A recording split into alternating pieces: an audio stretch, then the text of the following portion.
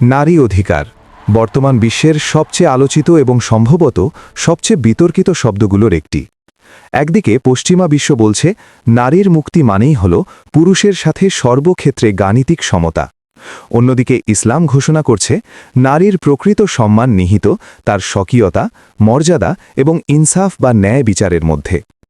পশ্চিমা দর্শন বা ফেমিনিজম মূলত জোর দেয় জেন্ডার ইকুয়ালিটি বা লিঙ্গ সমতার উপর। অপরদিকে ইসলাম গুরুত্ব দেয় জেন্ডার ইকুইটি বা লিঙ্গভিত্তিক ন্যায় বিচারের ওপর।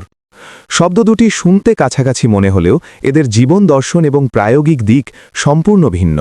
আজকের এই ভিডিওতে আমরা আবেগের ঊর্ধ্বে গিয়ে লজিক এবং প্রামাণিক দলিলের টেবিলে বিশ্লেষণ করব নারী অধিকারে পশ্চিম বনাম ইসলামের আসল অবস্থান ঠিক কোথায়। ইসলাম কি সত্যিই নারীকে পিছিয়ে দিয়েছে, নাকি আধুনিক চশমা দিয়ে আমরা ভুলভাবে পৃথিবীকে দেখছি? ইতিহাসের পাতায় চোখ রাখলে এক অদ্ভুত বৈপরীত্য আমাদের নজরে আসে। ঊনবিংশ শতাব্দীর আগেও পশ্চিমা বিশ্বে নারীদের স্বতন্ত্র কোনো আইনি সত্তা বা লিগ্যাল এন্টিটি ছিল না। এমনকি 1882 সালের ম্যারিড উইমেন্স প্রপার্টি অ্যাক্ট কার্যকর হওয়ার আগে ব্রিটেনেও বিয়ের পর নারীর সমস্ত সম্পত্তির ওপর তার স্বামী পূর্ণ অধিকার লাভ করত। অথচ এর ঠিক 1400 বছর আগে 7ম শতাব্দীতে আরবের তপ্ত মরুভূমিতে ইসলাম ঘোষণা করে নারীর স্বতন্ত্র আইনি অধিকার। যে যুগে কন্যা শিশুকে জীবন্ত কবর দেওয়া হতো, ইসলাম তখন কেবল তাদের জীবনই রক্ষা করেনি, বরং উত্তরাধিকার, সম্পত্তির মালিকানা ও মত প্রকাশের পূর্ণ অধিকার নিশ্চিত করেছে।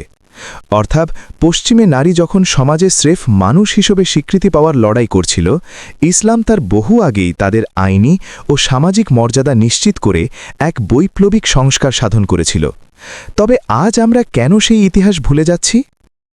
অর্থনীতি বা উপার্জনের প্রশ্নে আধুনিক বিশ্ব ও ইসলামের দৃষ্টিভঙ্গির পার্থক্য বেশ স্পষ্ট।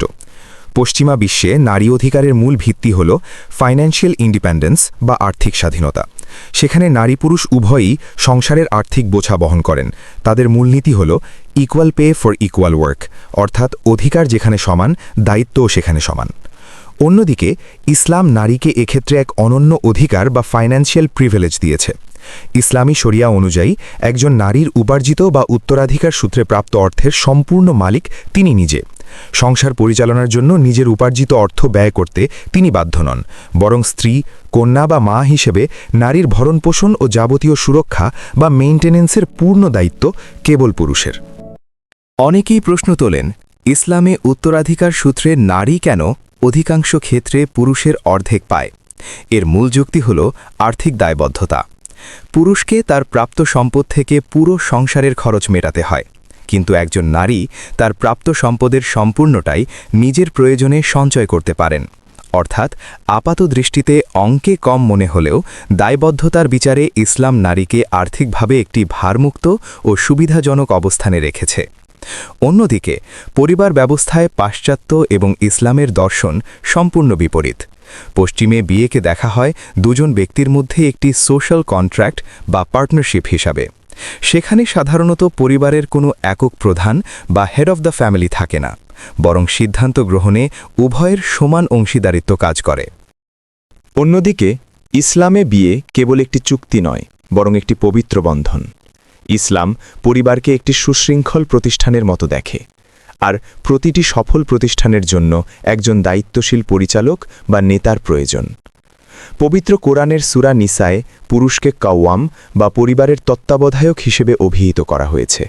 তবে এর অর্থ স্বৈরাচারী শাসক হওয়া নয়, বরং এর প্রকৃত অর্থ হল পরিবারের প্রতিটি সদস্যের সুরক্ষা, ভরণপোষণ এবং সার্বিক মঙ্গলের জন্য পুরুষকে মহান আল্লাহর কাছে জবাবদিহি করতে হবে।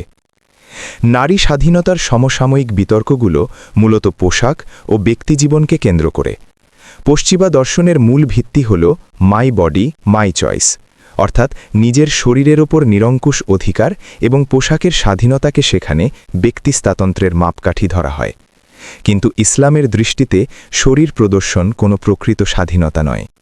ইসলামে নারী ও পুরুষ উভয়ের জন্যই পর্দার নির্দিষ্ট বিধান ও শালীনতার সীমারেখা রয়েছে। ইসলাম নারীকে পণ্য বা অবজেক্ট হিসাবে উপস্থাপন করাকে অসম্মানজনক মনে করে।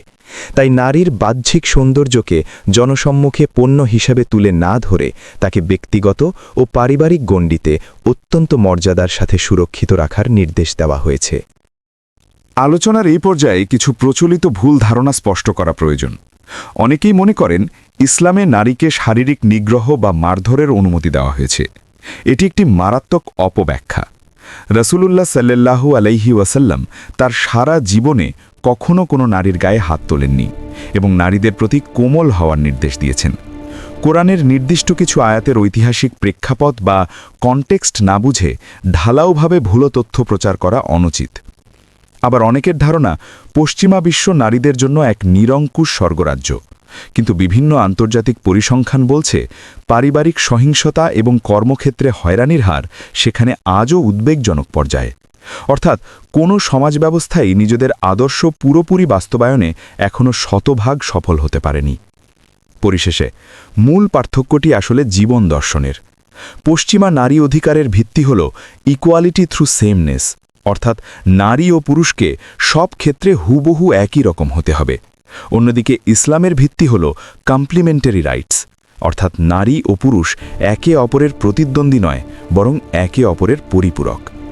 অধিকার মানে কি কেবলই সংখ্যার বিচারে সমান হওয়া, নাকি নিজ নিজ প্রকৃতি ও চাহিদা অনুযায়ী সঠিক ন্যায় বিচার পাওয়া? সিদ্ধান্ত নেওয়ার ভার আপনার উপর। ভিডিওটি ভালো লাগলে শেয়ার করুন এবং আপনার মূল্যবান মতামত কমেন্টে জানান।